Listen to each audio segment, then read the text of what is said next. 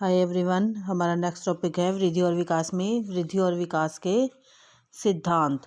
तो वृद्धि और विकास के सिद्धांत प्रिंसिपल्स क्या हैं इसके, आज इसके बारे में हम कंप्लीट रूप से पढ़ेंगे।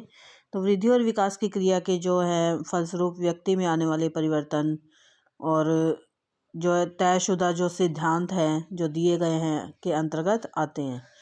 तो इसमें फर्स्ट है हमारा निरंतरता का सिद्धांत। विकास तो मैंने आपको पहले भी बताया था कि वृद्धि एक समय के बाद रुक जाती है, परंतु विकास निरंतर चलता रहता है जो कभी भी समाप्त नहीं होता। तो एक व्यक्ति का जीवन कोशिका से शुरू होकर उसके शरीर में मस्तिष्क और दूसरे पहलुओं का निरंतर विकास होता रहता है। तो यह निरंतरता का सिद्धांत मतलब निरंतर विकास चलता रहता है। फिर है वृद्धि और विकास की दर एक समान नहीं होती। वृद्धि और विकास की दर जीवन के पहले वर्षों में तेज होकर फिर शैशवावस्था में धीमी हो जाती है। तो इसमें किसी भी अवस्था में वृद्धि और विकास की दर एक समान नहीं होती, कभी यह तेज हो जाती है और कभी धीमी होती रहती है। नेक्स्ट है व्यक्तिगत विभिन्नताओं का सिद्धांत। प्रत्येक बच्चे की वृद्धि और विकास की दर जो है अलग अलग होती है। ये नहीं है कि 2 साल का बच्चे की जो है इतना विकास हो रहा है, इतनी वृद्धि हो रही है, तो दूसरा भी 2 साल का बच्चा है, इतनी ही वृद्धि होगी, उसका इतना ही विकास होगा। उनकी दर अलग अलग होती है। फिर है लय में समानता। हालांकि वृद्धि और विकास की दर एक समान नहीं होती, परंतु इनमें व्यक्तिगत विभिन्नताएं होती हैं, परंतु इसमें एक समान पैटर्न होता है।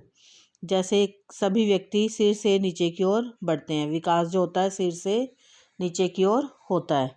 इस प्रकार सभी का भाषा का विकास और मांसपेशियों का विकास एक लय में होता है। फिर है विकास सामान्य से विशेष की ओर बढ़ता है।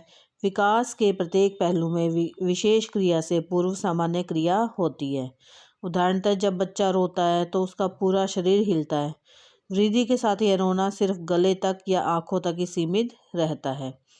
इसी प्रकार बच्चा पहले प्रत्येक व्यक्ति को डैडी बोलता है, इसके बाद वह उसका प्रयोग अपने पिता के लिए करता है। फिर है नेक्स्ट संपूर्णता का सिद्धांत। विकास में गतिविधियों के कई हिस्सों को मिलाकर सीखने की क्रिया बनती है। जैसे उठाने की क्रिया करते समय हमें समय, चलना, झुकना, बैठना, चुनाव करना, उठाने की क्रियाएं मिलाई जाती हैं।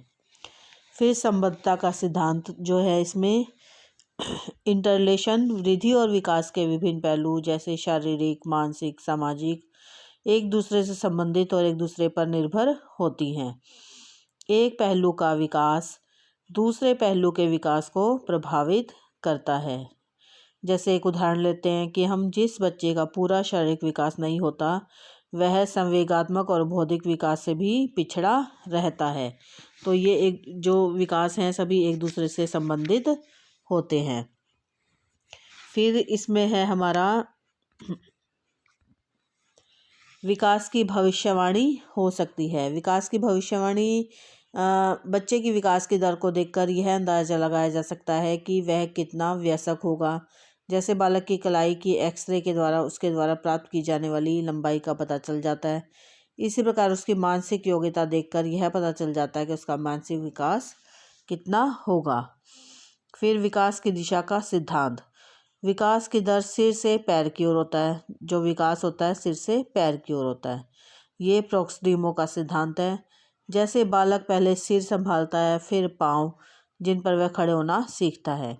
इसी प्रकार विकास शरीर के मध्य से शुरू होकर बाहर की ओर चलता है और पहले बड़ी मांसपेशियों पर नियंत्रण करके वह छोटी मांसपेशियों को नियंत्रित करना सीखता है।